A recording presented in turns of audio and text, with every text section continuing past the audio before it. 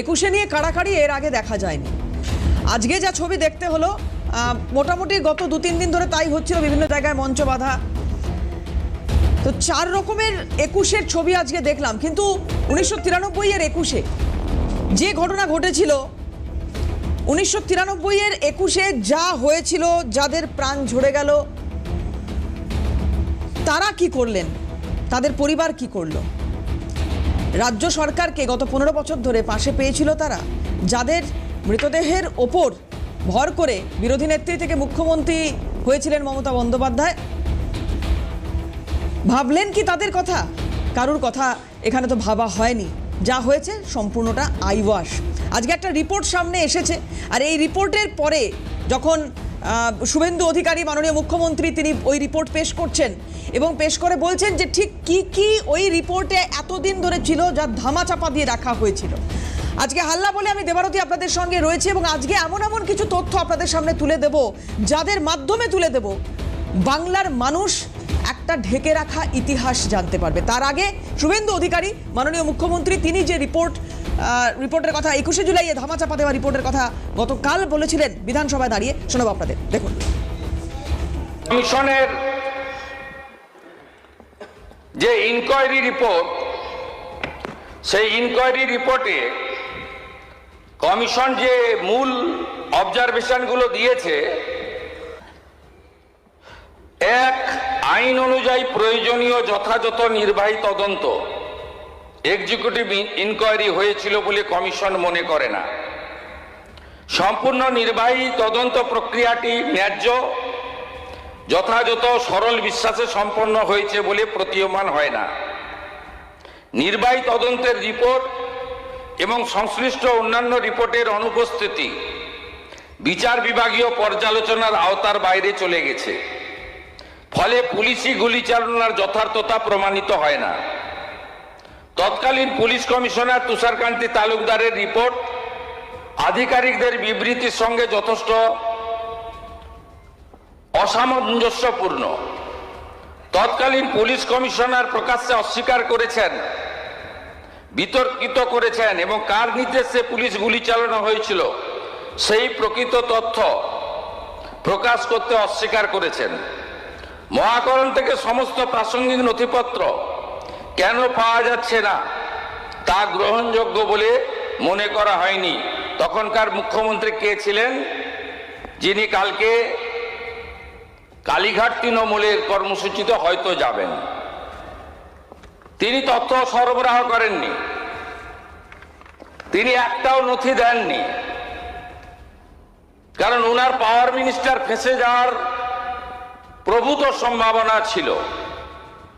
5, সমস্ত জনসাধারণ, মাননীয় নেতৃবৃন্দ, সাংবাদিক ও পুলিশ আধিকারিকদের বিস্তারিত সাক্ষ্য প্রমাণ থেকে সেই সাক্ষ্যের প্রমাণ মূল্য বিচার করে কমিশন বিচক্ষণতার সঙ্গে দেখতে পেয়েছে যে রাইটার্স বিল্ডিং থেকে বহু দূরে অবস্থানরত জনতাকে নিয়ন্ত্রণ করার জন্য গুলি চালনার প্রয়োজন ছিল না। 6, রাইটার্স বিল্ডিং আক্রমণের আশঙ্কা কাল্পনিক ছিল। যেসব স্থানে গোলযোগ হয়েছিল, যেখানে গুলি চালানো হয়েছিল, তাই রাইটার্স বিল্ডিং থেকে অনেক দূরে। কমিশন সিদ্ধান্তমূলক দেখতে পেয়েছে যে Mayo Red Road, Dorina crossing, metro সিনেমার সামনে এসপ্লানেড রোতে যে গুলি চালানো হয়েছিল তার সবকটি ছিল অপ্রয়োজনীয়, উস্কানিবিহীন এবং অযৌক্তিক। এগুলো কমিশন পরপর অবজারভেশন দিয়ে গেছে, কিন্তু এটাকে দীর্ঘদিন গোপন রাখা হয়েছিল, যেটা গতকাল মাননীয় মুখ্যমন্ত্রী শুভেন্দু অধিকারী বলছেন বা পড়লেন বা দেখালেন বা সামনে আনলেন। গোপন রাখা হয়েছিল কেন, কি ছিল উদ্দেশ্য, সেটাতে আসবো, এবং ঠিক কি ঘটেছিল 21শে জুলাই কথা হবে সেটা নিয়েও। আজকে আমার সঙ্গে যারা উপস্থিত রয়েছেন প্যানেলে, একটু তাদের সঙ্গে আলাপ করাবো। আমার সঙ্গে রয়েছেন, আমি স্টুডিওর বাইরে থেকে যিনি রয়েছেন, আইনজীবী আশফাক আহমেদ, কংগ্রেসের তরফ থেকে রয়েছেন আমাদের সঙ্গে। আশফাকদা, আপনাকে স্বাগত জানাই। আমার সঙ্গে যারা স্টুডিওতে রয়েছেন, চার্লস নন্দী, বিজেপি মুখপাত্র রয়েছেন আমাদের সঙ্গে, তৃণমূল মুখপাত্র নীলাঞ্জন দাস রয়েছেন আমাদের সঙ্গে, নীলাঞ্জনকেও স্বাগত জানাই। এবং আজকে যে দুজনের কথাই আজকে আমাদের শোনার, সেই দুজন মানুষকে আমরা পেয়েছি, যাদের মধ্যে একজন 21শে জুলাই 1993 সাল যখন মমতা বন্দ্যোপাধ্যায়ের ওপর এমন আক্রমণ হচ্ছে বা হয়েছে, যেটাতে হয়তো উনি আজকে এই যে 15 বছর রাজত্ব, বিরোধী নেত্রী হিসেবে এতদিন ধরে তার নিজের জায়গা তৈরি করা, এবং আজকের দিনে দাঁড়িয়েও উনি তৃণমূলের, মানে ওনার বক্তব্য অনুযায়ী আসল তৃণমূল, সেই তৃণমূলের নেত্রী, সভানেত্রী, যার জন্য, যে কারণে আজকে বেঁচে আছেন মমতা বন্দ্যোপাধ্যায়, তিনি আমাদের সঙ্গে রয়েছেন।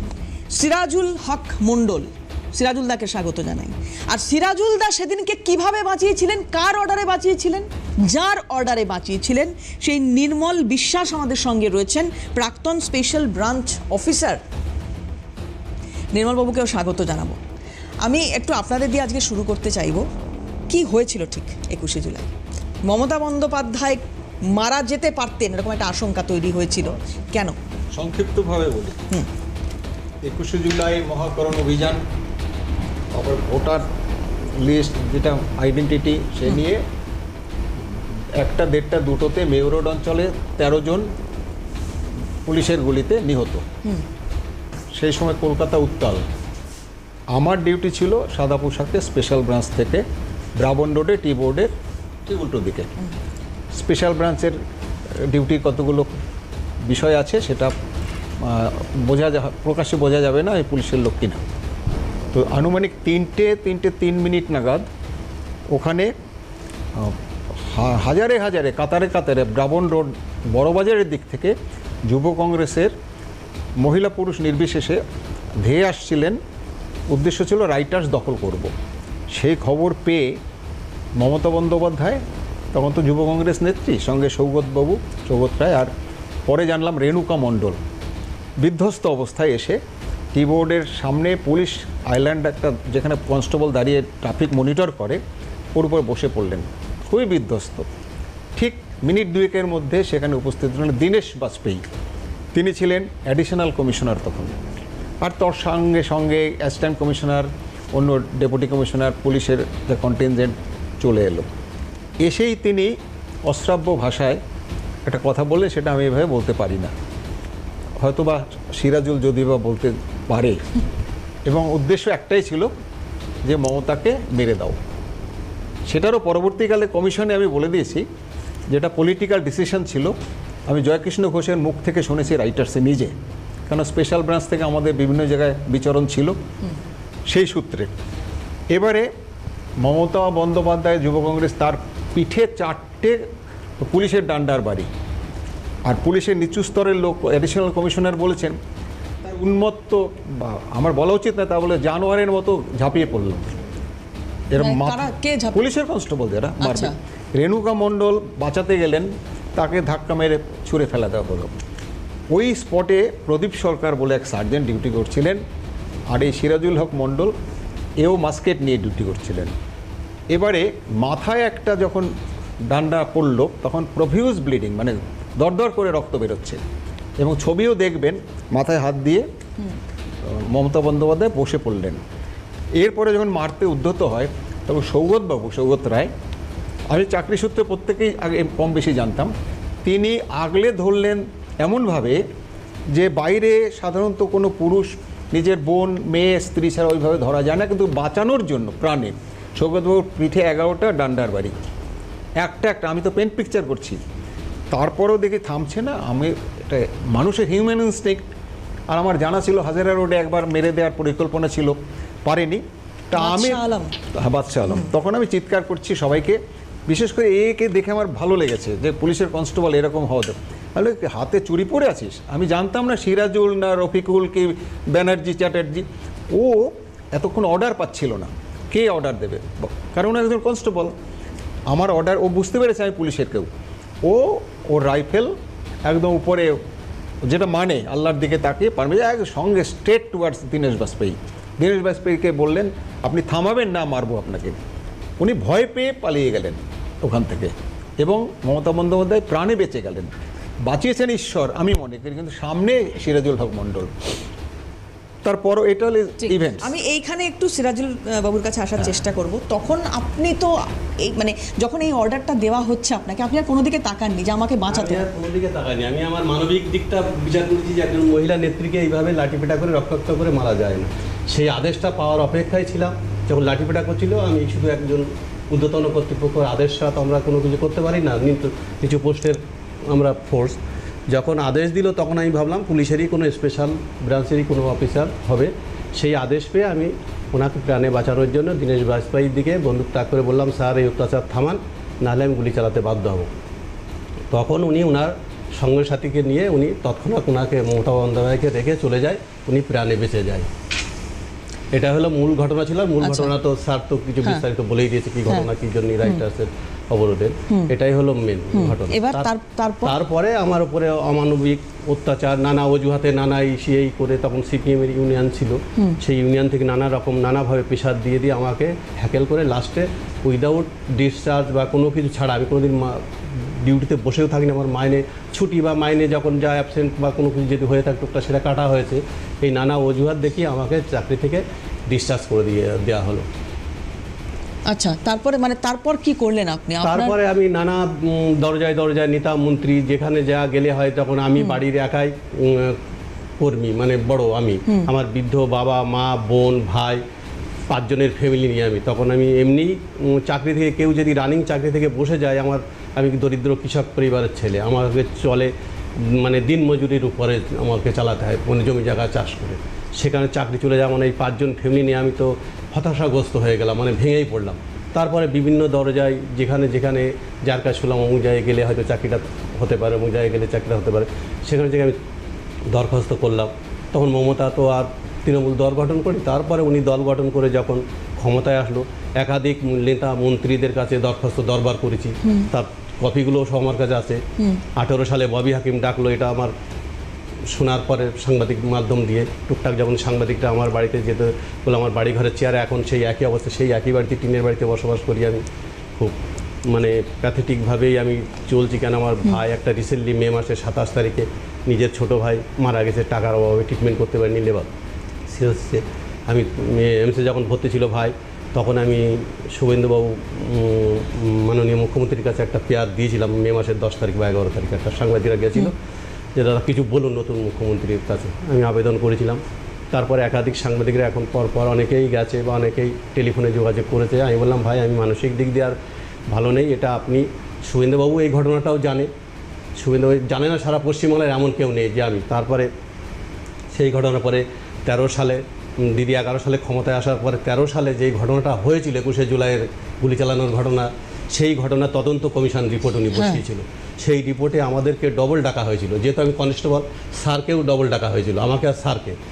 একদিন আমি আর স্যার রিপোর্ট দিলাম, পরে আবার 3 জন আইপিএসের এগেনস্টে আমাদেরকে ডাকা হলো। সেখানে বিকাশ রঞ্জন ভট্টাচার্য আইপিএসদের উকিল ছিলেন। 3 জন আইপিএসের এগেনস্টে যখন আমরা রিপোর্ট দিলাম, তখন ওনারা কিন্তু নেগেটিভ করেনি যে না আমরা এই আদেশ বা মমতাকে মারার উদ্দেশ্য ছিল না আমাদের, এটা কিন্তু ওনারা নেগেটিভ করেনি, ওনারা মেনে নিয়েছিল যে হ্যাঁ এটা মারার উদ্দেশ্য ছিল, মারার উদ্দেশ্য ছিল। আচ্ছা। তার তদন্ত কমিশনের রিপোর্টের কাগজ আমার কাছে আছে, হিউম্যান রাইটসের কাগজ, মানে যে তদন্ত কমিশন বসেছিল তার পেপার আমার কাছে সব আছে, পেপার আছে। তারপর মমতার পত্রিকার এই যে মমতার ক্ষমতা আপামর জনতা, তার ছবি সহ আমার কাছে আছে, মানে সুরামচার রেজলাসের যে করা হয়েছে তার সহ আমার কাছে সব প্রমাণ আছে, প্রমাণ। আর একটা এই যে হ্যাঁ এই ছবিটা বলছি, এই ছবিটা 23 সালের 25শে জুলাই, একটু ক্যামেরা দেখাবেন, ওই এই ক্যামেরাটা, হ্যাঁ 23 সালের 25শে জুলাই আমাকে স্যারকে নবান্নে ডাকা হলো, যে আমরা বাঁচিয়েছিলাম বলে নবান্নে ডাকা হলো। উনি স্বীকারও করেছে যে পুলিশে মেরেছিল, আবার পুলিশই আমাদেরকে বাঁচিয়েছিল। এই স্বীকার উনি নিজে, ওনার নবান্নের ছবিটা, নবান্নের ঘরে তো আমাদের সঙ্গে প্রায় 40-45 মিনিট। আচ্ছা, তাই এখানে একটু নির্মল বাবুর কাছে আসবো। তারপর আবার এই যে অনারেবল চিফ মিনিস্টার গিফট আমাদেরকে গিফট দেওয়া হয়েছে, আমাকে স্যারকে গিফট দেওয়া হয়েছিল। আচ্ছা, এবং সেই দিন এটা খোলেননি কেন? এটা খুলিনি, আর মনের দুঃখে খুলিনি। মানে 23 সালে উনি যখন অর্ডার দিল বাড়ি, যে আমি খুব আনন্দের সহিত, মানে নবান্ন থেকে বেরিয়ে খুব আনন্দের সহিত মাকে, মা তো অনাবর্তই কাঁধে, চাকরি নেই, ছেলের এই ব্যাপার, বিয়ে থাওয়া, আমি সংসার করতে পারিনি, এই চাকরি নেই বলে, কোনো ইনকাম নেই বলে। ভাইও বিয়ে করতে পারিনি, ভাইও তো মারা গেল কিছুদিন আগেই। মানে তারপরে এই অবস্থার মধ্যে দিয়ে, মানে বৃদ্ধ মা, এখন ধরেন 3 জনের ফ্যামিলি দাঁড়িয়েছি, ভাই মারা গেল 1-1.5 মাস হলো, আর বাবা 21 সালে মারা গেছিলো। এই অবস্থার মধ্যে দিয়ে কোনো রকম দিন যাপন করছি। কিন্তু মাকে যখন যে সন্ধ্যার সময় বললাম, মা হয়তো চাকরিটা হয়ে যাবে, এরকম মুখ্যমন্ত্রী আমাদেরকে আশ্বাস দিয়েছে, আমাকে আশ্বাস দিয়েছে যে চাকরিটা বোবালিকাকে ডেকে অর্ডারই দিয়ে দিয়েছিল যে চাকরিটা, ওনার চাকরিটা রিইনস্টলমেন্ট করে দেওয়া হোক, যেদিন থেকে ওনাকে বসানো হয়েছিল। না কিন্তু তাহলে এই যে আমি নির্মলবাবুর কাছে একটু আসবো, এই যে আপনারা গেলেন দেখা করতে ওনার সাথে, ওনার অ্যাপ্রোচ কি ছিল আপনাদের? উনি আমাদের এতে ইনভাইট করেছিলেন, আচ্ছা, আমরা এমনি যাইনি। তাতে উনি খুব ভালো ব্যবহার করেছিলেন আচ্ছা। সরোজিতার সঙ্গে, বলতে নেই নিজের বাড়িতে দিদি যেরকম হন সেইভাবেই আন্তরিকতার সঙ্গে শুনলেন। শুনে ইনস্ট্যান্টলি তিনি গোপালিকা, তখন ছিলেন BP Gopalika, additional secretary home, chief secretary home, ওনাকে ডেকে বসিয়ে বললেন এরা দুজন আমাকে বাঁচিয়েছে, এই সিরাজুলের চাকরি আপনি রিইনস্টেট করবেন, যেখান থেকে ওকে ডিসমিস করা হয়েছে, পরবর্তী যত প্রমোশন পাবে টাকা পয়সা সব দিয়ে দেবেন ইমিডিয়েট। গোপালিকা বললেন আমি ফাইলটা দেখব, খেলেন ধমক, বলে ফাইল কি দেখবেন, আমি সাইন করে দেবো, সিএম তিনি সেটা নিজে পরিষ্কার বলছেন, বলেন। হ্যাঁ, হ্যাঁ। আচ্ছা, তো এবারে আমাকে বললেন ওএসডি হতে, মানে আমি কায়দা কী করে, ওএসডি তো আর হবো না, কারণ আমার আই শুড টেক রেস্ট। তো আমি বললাম অনেক পাওনা দাওনা আছে, আমারও চিঠি আমি রেডি করে নিয়েছিলাম, ওরটাও নিয়েছিলাম, দিলেন, অর্ডার দিলেন ইমিডিয়েটলি, আমার পাওনা এখনও রয়েছে। আচ্ছা, আপনাকেও তো প্রশ্নের মুখে পড়তে হয়েছিল এই অর্ডারটা দেওয়ার জন্য। হ্যাঁ, তাহলে অবশ্যই হতে সেখান থেকে বেরোলেন কি করে, মানে বাঁচলেন কি করে? না, আমি তো আমার বাড়িতে ভিজিলেন্স করেছিলেন অনিল বিশ্বাস, তুষার তালুকদার, 21টা গাড়ি গিয়েছিল, মামা বাড়ি, নিজের বাড়ি, থানা কোয়ার্টার্স, আমার সব হোয়াইট, সব দেখিয়ে দিয়েছি। একবার হাবড়া থানায় এফআইআর, হেয়ার স্টেটে এফআইআর, সব কোয়াস্ট। এবারে মানে আইনের সাহায্য আপনাকে নিতে হয়েছে। আমার যারা মামলা করেছেন, শুধু কয়েকটা নাম করি, এখন সুপ্রিম কোর্টে আছেন অনারেবল জাস্টিস দীপঙ্কর দত্ত, জয়মাল্য বাগচি, অজিত পাজা, শক্তিনাথ মুখার্জি, বিকাশ রঞ্জন ভট্টাচ, কল্যাণ ব্যানার্জি, শ্যামাপ্রসন্ন রায়চৌধুরী, সিদ্ধার্থ শঙ্কর রায়, অরুণ জেটলি, দীপঙ্কর গুপ্ত, বাদ কেউ নেই। আমাকে মারবে, চিতা সাজানো হয়ে গেছে, আমি মরবো না, মরিও নি।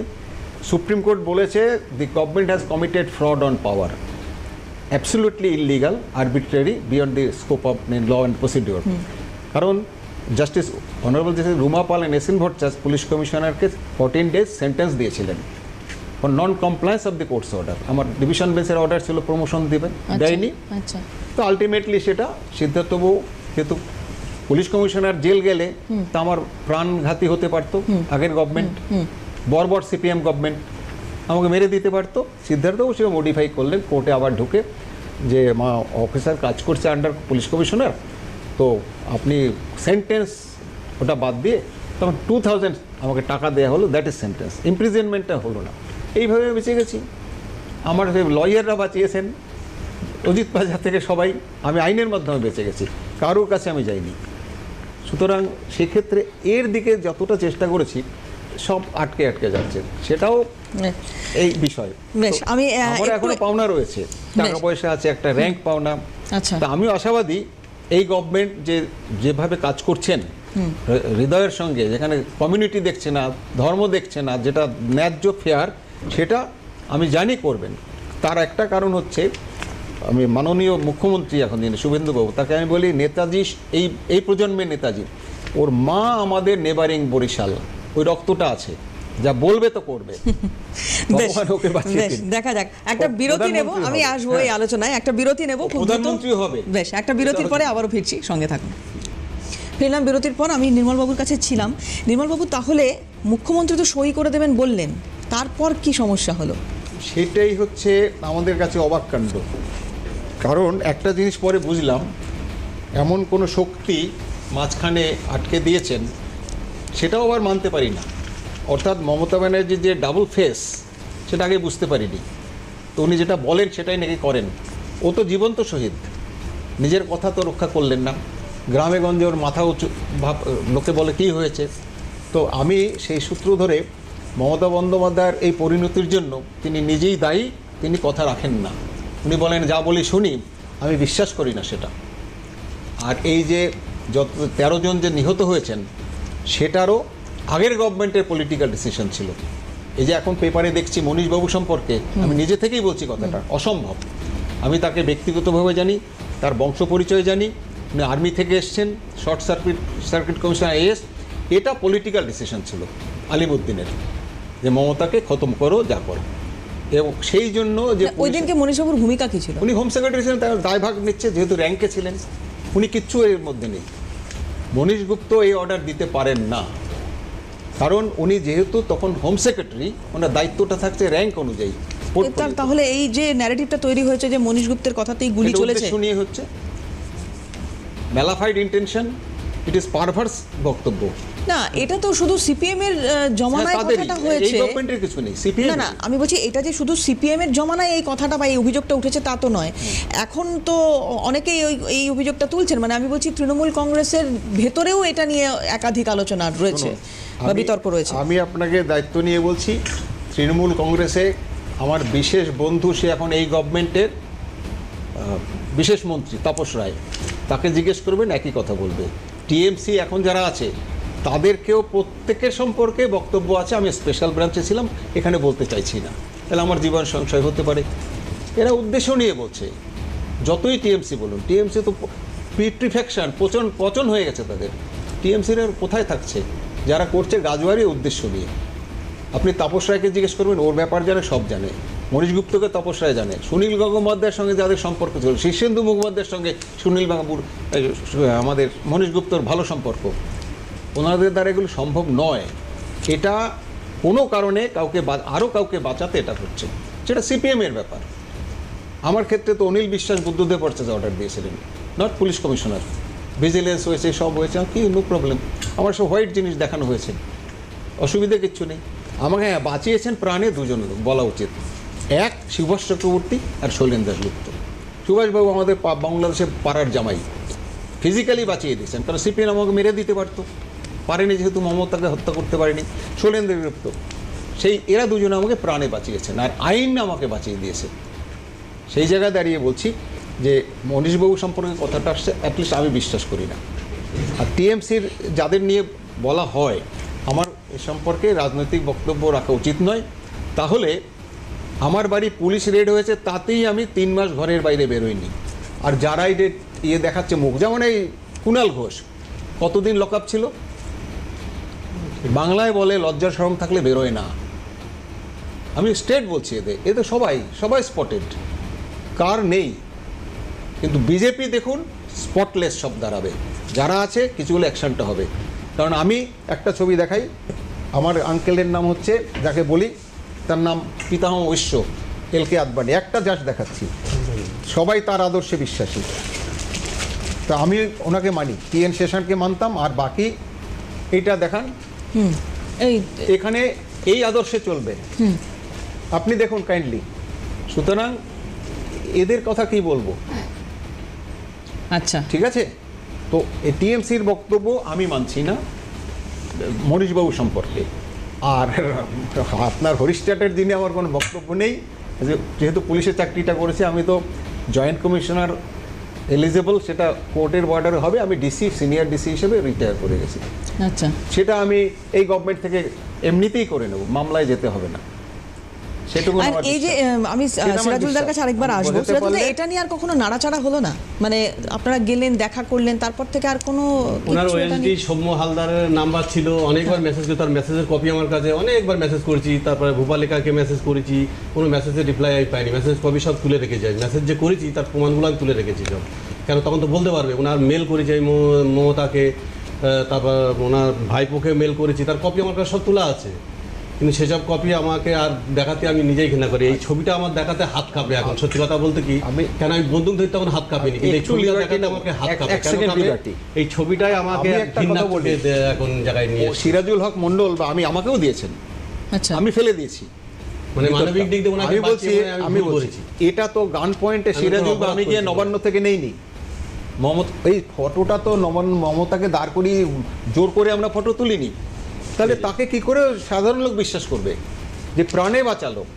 একজন হিন্দু ধর্মে শ্মশান বন্ধুকেও সে মহাপাতক হলো আপন মনে করে, সবচেয়ে প্রিয় বন্ধু, আত্মীয়, ও প্রাণে বাঁচিয়েছে, ও তো জীবন্ত শহীদ। আমি জানি শুভেন্দু অধিকারী। আপনার সংসার চলে কি করে এখন? ওই যে দিনমজুরির উপর চলে। আমি তো অনেক চ্যানেলে অনেক হিসেব বলেছি, সবকিছুই বলেছি। আমার বাড়িতে গেলে আমি বিশ্বাস করি, আমার বাড়ির ছবি দেখলেই তো বোঝা যাবে যে বর্তমান মুখ্যমন্ত্রী চলি বর্তমানে। এক মিনিট, বর্তমান মুখ্যমন্ত্রী এটা জানা মাত্র আমি দায়িত্ব নিয়ে বলছি, তোমাকে 24 ঘন্টার মধ্যে ডেকে দিয়ে দেবে।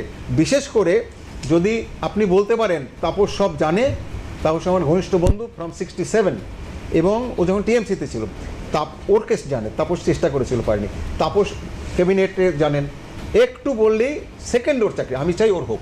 চার্লসদা, এটা কি বলা যেতে পারে এই বিষয়টা? দেখুন, মানবিক সিরাজুল ভাইকে নিয়ে আমি এর আগের দিন আপনাদের শোতে এখানে বসে প্রথম বলেছিলাম।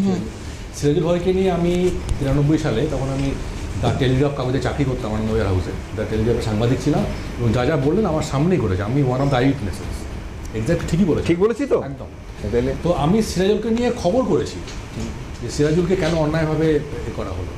তো দেখুন, এটার থেকে তো এর আগের দিন বলেছিলাম যে মমতা ব্যানার্জির মতো এত বড় গাদ্দার তো হতে পারে না, এত বড় বেইমান তো হতে পারে না, যার জন্যে মমতা ব্যানার্জি অকৃতজ্ঞ, আমি যেটা বললাম বেঁচে গেলে বলা ঠিক নয়, আমার অকৃতজ্ঞের কোনো কৃতজ্ঞতা বোধ নেই, যার জন্য উনি প্রাণে বেঁচে গেলেন। সেদিন সিরাজুল, আমরা দেখেছি ঘটনা, সিরাজুল যদি মমতা ব্যানার্জির জন্য এভাবে না লড়ে যেতেন তাহলে হয়তো যার কথা বলছিলেন বাজপেয়ী, এরা অনেক কিছু করতে। আমার অব্লিগেশন, আমার অর্ডারেও করেছে, চাকরি খুইয়েছে, আর আমি করে নিয়েছি কোনোভাবে, সেই জন্য আমি I will go to the last. লাগে আমি শুভেন্দুর মার কাছে গিয়ে পা ধরে, যে দিদি আমি বইলা বরিশাল ওখানকার ছবি নিয়ে এসেছি মনসাবাড়ির, আসলে গিয়ে দেখা করবো। মমতা ব্যানার্জির মতো এত বড় মিথ্যাশ্রী তো হয় না। এই উনি তো কোনোদিন, একমত। একটা কথা আছে না, কালীঘাটের ময়না সত্য কথা কয় না, একমত, মমতা ব্যানার্জি একদম এক্সাম্পল। একমত। বেশ, নীলাঞ্জনের কাছে আসা, নীলাঞ্জনের, মানে মানুষের চোখে আইওয়াশ হ্যাঁ, করিয়ে দিয়েছে। নীলাঞ্জনের কাছে আসার আগে একটা ব্রেক নেব। আমি জানি নীলাঞ্জন অনেক কিছু বলার রয়েছে তোমার, এবং সরাসরি নীলাঞ্জন 21শে জুলাইয়ের মঞ্চ থেকে এখানে এসছে, আশফাক দা তো রয়েছেন। খুব দ্রুত একটা বিরতির পর আবারও ফিরছি, সঙ্গে থাকুন। 21শে জুলাইয়ের মঞ্চ, আজকে 4টা মঞ্চ আমরা দেখলাম, তার মধ্যে মমতা বন্দ্যোপাধ্যায় যে মঞ্চে হাজির ছিলেন একাধিক বিষয়ে বক্তব্য রেখেছেন। খুব ছোট করে একটা রিয়াকশন ওনার শোনাবো, যারা দল ছেড়ে চলে গেছেন তাদের উদ্দেশ্যে কি বলছেন। তপস্বী হয়ে বিজেপির পাশ বালিশ না হয়ে চ্যালেঞ্জ, বিজেপিতে যান, যান বিজেপিতে যান, যান বিজেপি ডাইরেক্ট করুন, আমার কোনো আপত্তি নেই, যত যাবে তত আমি খুশি হব।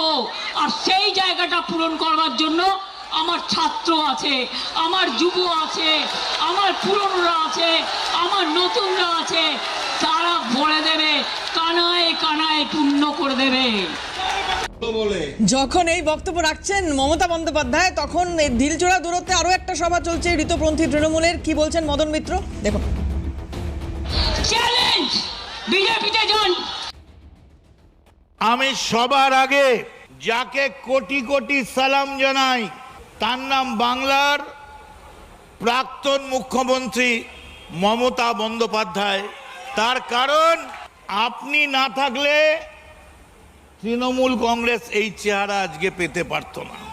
ও লাভলি, আপনার লজ্জা করলো না? আমি অন্য কাউকে নয়, মমতা বন্দ্যোপাধ্যায়কে বলছি। অভিষেক 1 ঘন্টা টাইম দিয়েছে, আপনাকে আমরা 1 মাস টাইম দিচ্ছি। আপনি অভিষেকের হাত ছেড়ে দিয়ে তৃণমূল কংগ্রেসের এই যে তৃণমূলের ছেলেরা আছে তাদের হাত ধরুন। আপনার পার্টিটা তৃণমূলের পার্টি, ওটা অভিষেকের পার্টি নয়। আজকের এই 3 টুকরোর জন্য কে দায়ী? যদি হিম্মত থাকে মমতা বন্দ্যোপাধ্যায়, আপনি হেঁটে আসুন, একটা ডিমও পড়বে না। আপনি হেঁটে আসুন, আমরা আমাদের এই গলার উত্তরীয় আপনার পায়ের তলায় পেতে দেবো।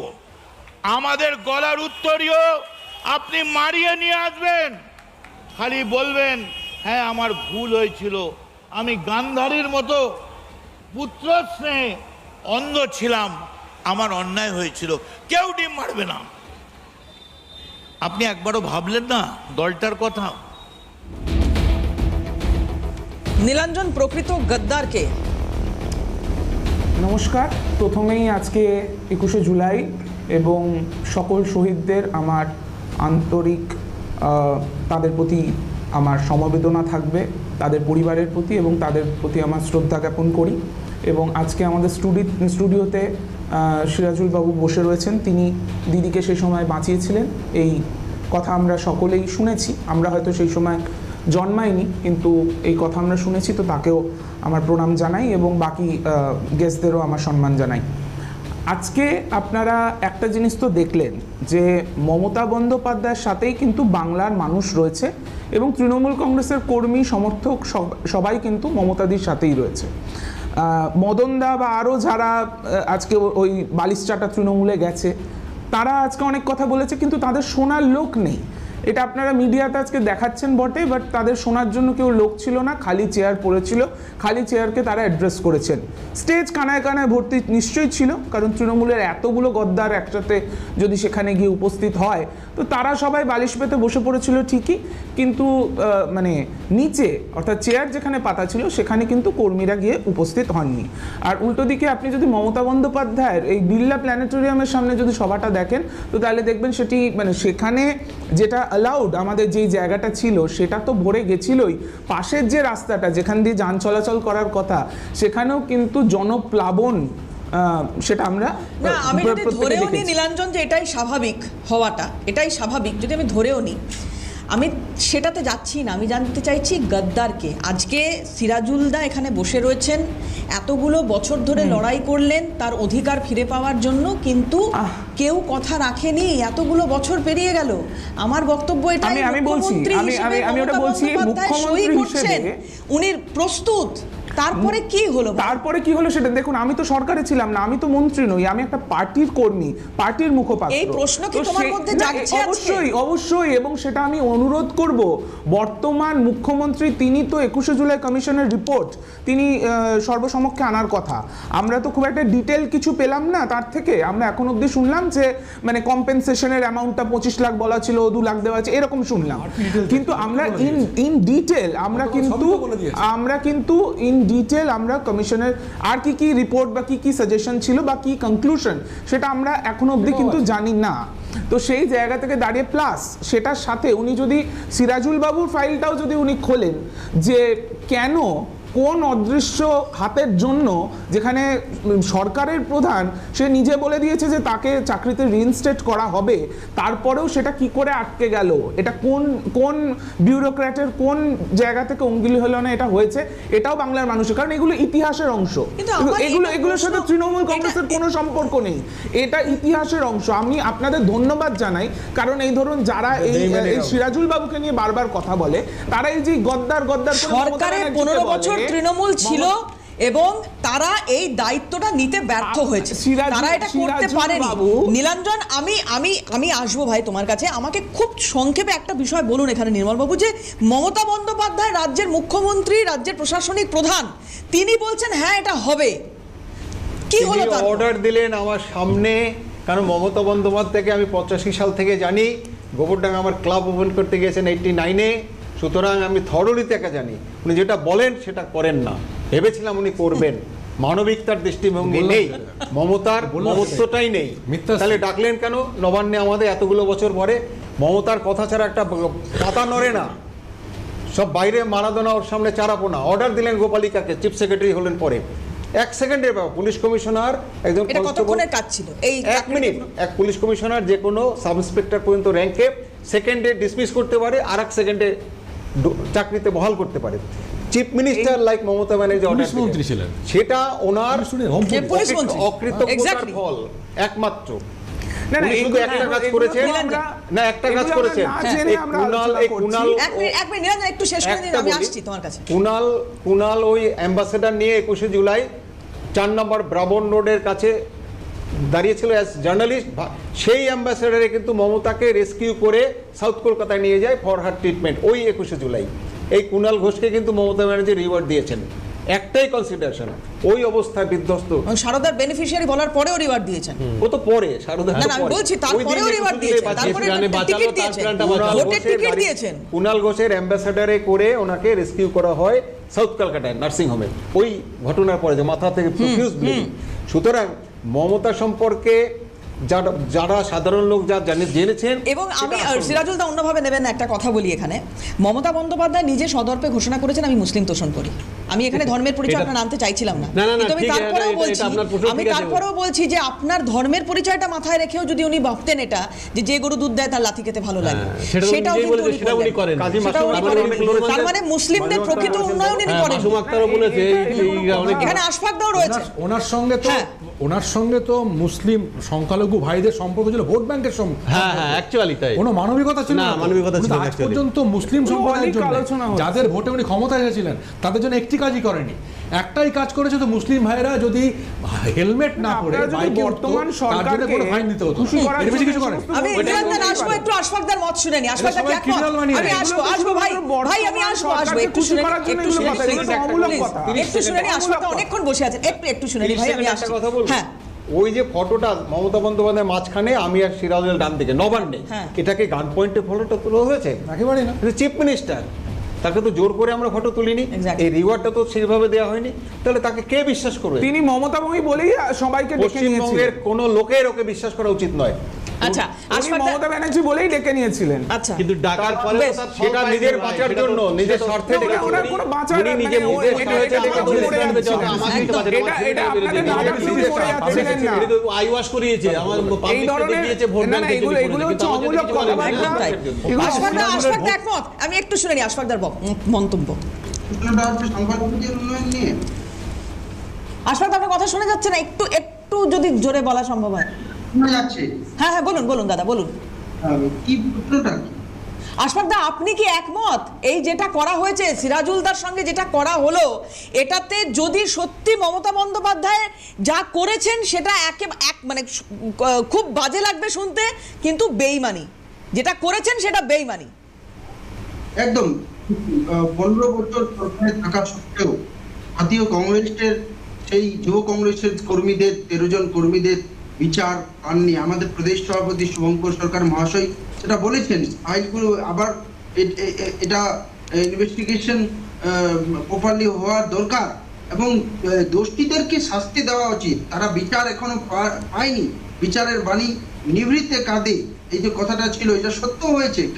কারণ মমতা একজন, উনি ওই ভিকটিম থাকা ছিলেন, যেভাবে বলছেন নুরুল ইসলাম বাবু, যে ভিকটিম ছিলেন, ভিকটিম থাকা সত্ত্বেও উনি বিচার দিতে পারেননি, বরং সেই মনীষ গুপ্তাকে, যে যিনি মাস্টার মাইন্ড যিনাকে বলা হতো, যিনি ওই সরকারের অঙ্গুলি হিলনে সেই অর্ডারগুলো দিয়েছিলেন, ওনাকে নিজের পার্টিতে সামিল করিয়ে নিয়ে ওনাকে বড় পোস্টে বসিয়ে রেখেছিলেন এবং মঞ্চের বাদিকে বসে উনি শুধু পালন করেছে, আমাদেরকে ডাকার সুযোগ উনি পাননি। আমরা যে ওনার প্রাণে বাঁচিয়েছিলাম, আমাদেরকে ডাকার সুযোগ পাননি উনি।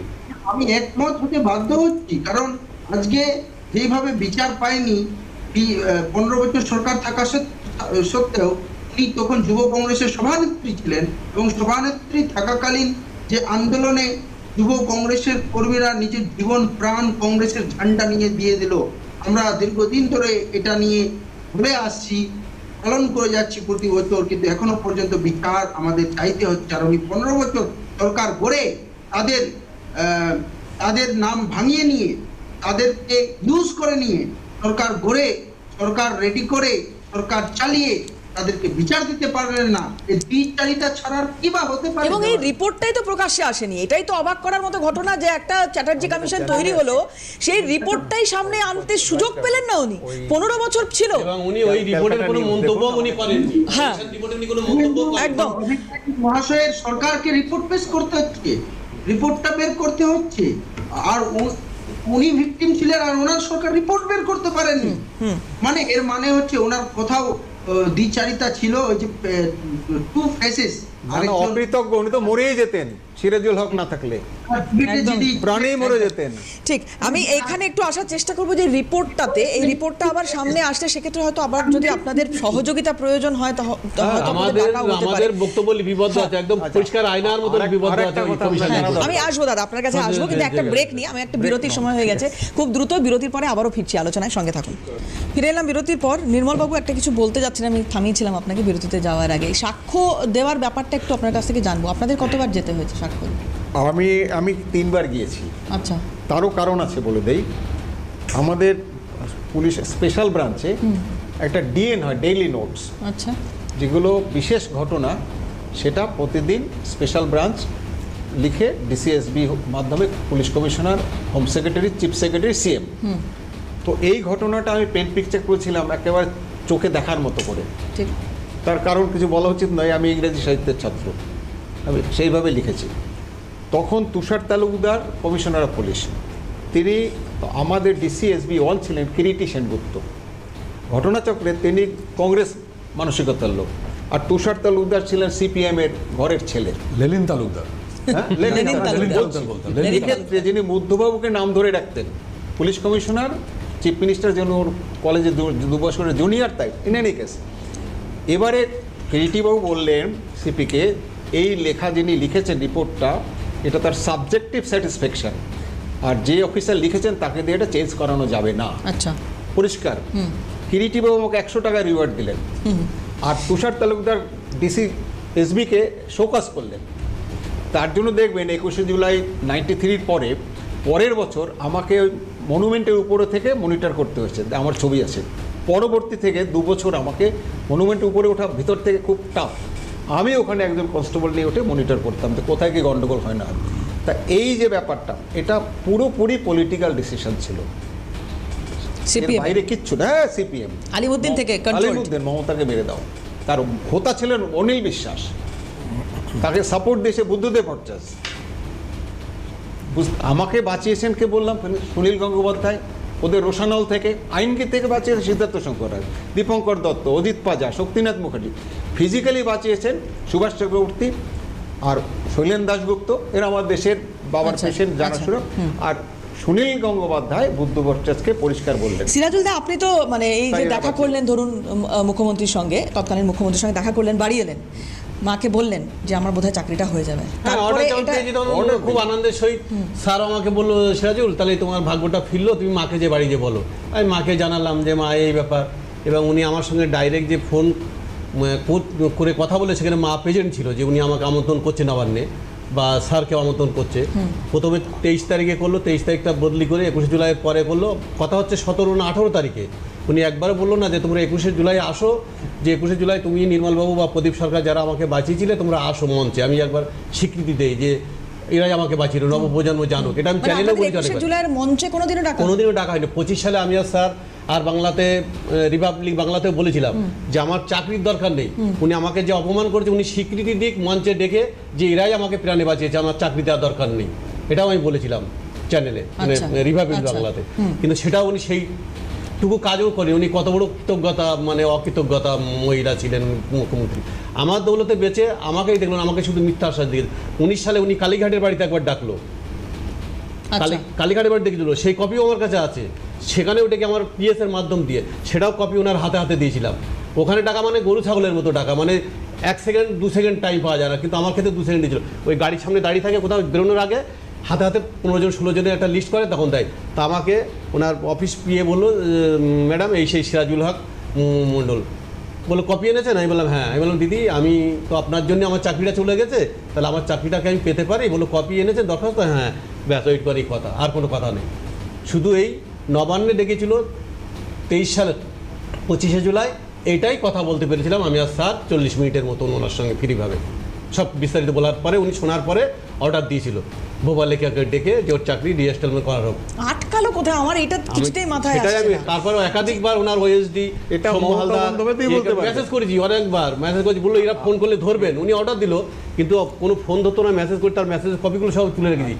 সে তো মিথ্যে কথা বলতে পারে যে মেসেজ করেনি, এইগুলো মেসেজ করে তার নাম্বারে, তারপরেও কোনো তার রিপ্লাই আমি বলি সিএম লেভেলে। আর কালীঘাট বাড়িতে ফোন করলে, এক মিনিট স্যার, কালীঘাটের বাড়িতে ফোন করলে আমার গলা শুনলেই, হ্যাঁ ওটা তো ম্যাডামকে বলে দিয়েছি, উনি দেখছে। আমি বললাম এটা 5 সেকেন্ডের ব্যাপার না, আর এখন আজ 2 বছর হয়ে গেলে এখনো দেখছে, আর 23 সাল থেকে 26 সাল শেষের দিকে এখনো দেখছে।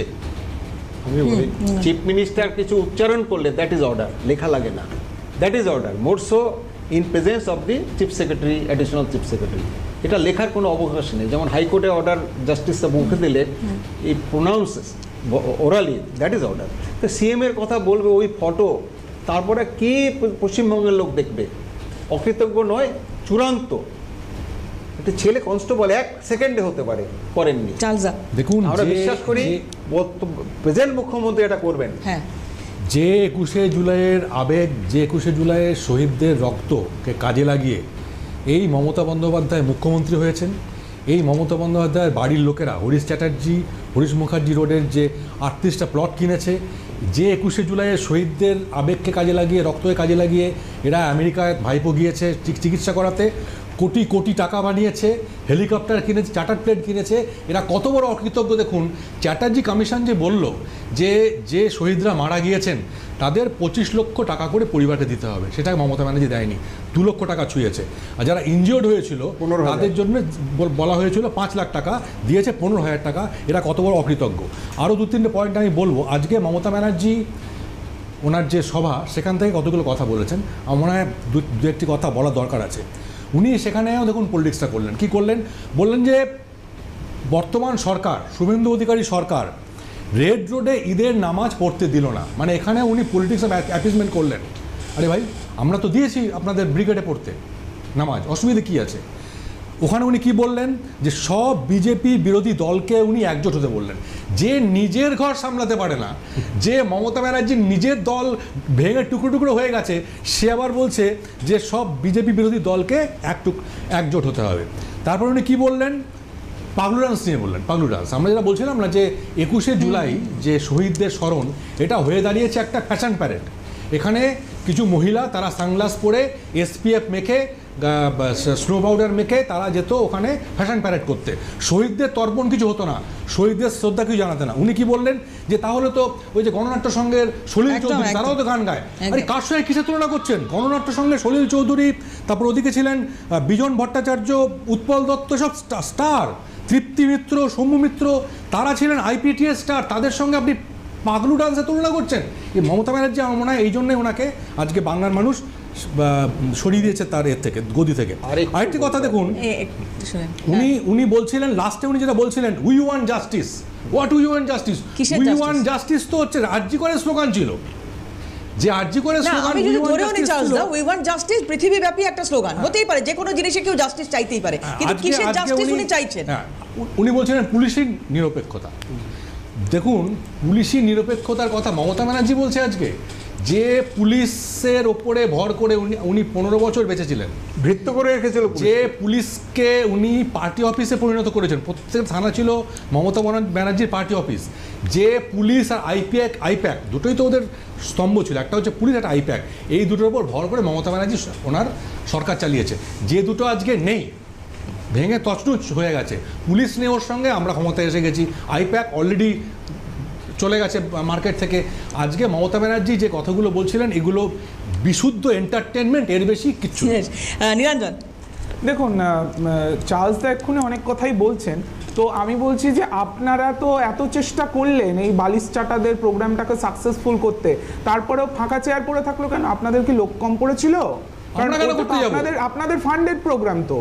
আমরা তৃণমূলের প্রোগ্রাম, আপনারা কোনো বাধা দেন, আপনারা গুন্ডা পাঠান, পুলিশ বলছে ভাইপো সবচেয়ে বড় ক্রিমিনাল, সবচেয়ে বড় মাফিয়া, মারতে হয়, মদন মিত্র বলছে, আমরা বলিনি, লিগ্যাল স্ল্যাপ আপনাদের মারতে হয়, তারপরে আপনাদের পুলিশ নড়ে। মেয়র ফিরাদ হাকিম বলছে যে ওখানে তো পাগলু ডান্স হতো, ফ্যাশন প্যারেড হতো, আমরা এবারে শহীদ তর্পণ করব, এখানে উৎসব করতে আসি।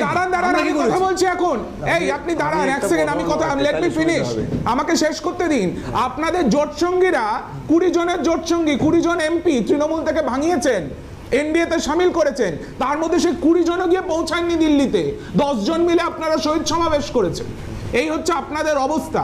আর আপনি মমতা ব্যানার্জিকে বলছেন আপনারা তো পুলিশদেরকে বিজেপির জেলা সভাপতির মতো ব্যবহার করেন, আপনার জেলা সভাপতি, আইসিদের আপনারা ব্লক সভাপতির মতো ব্যবহার করেন। আপনারা আবার বড় বড় কথা বলেন, পুলিশ নিয়ে কথা বলেন, বারবার কোর্টের থেকে অর্ডার আসছে, কোর্ট আপনাদের মানে বারবার লিগালি আমাদের বর্তমান মুখ্যমন্ত্রী, শুনুন তাহলে, আমাদের বর্তমান মুখ্যমন্ত্রী যখন এলওপি ছিলেন, তাকে পাবলিক মিটিং করার জন্য 104 বার হাইকোর্টে যেতে হয়েছে। আপনি কিসের নিরপেক্ষতার কথা বলছেন?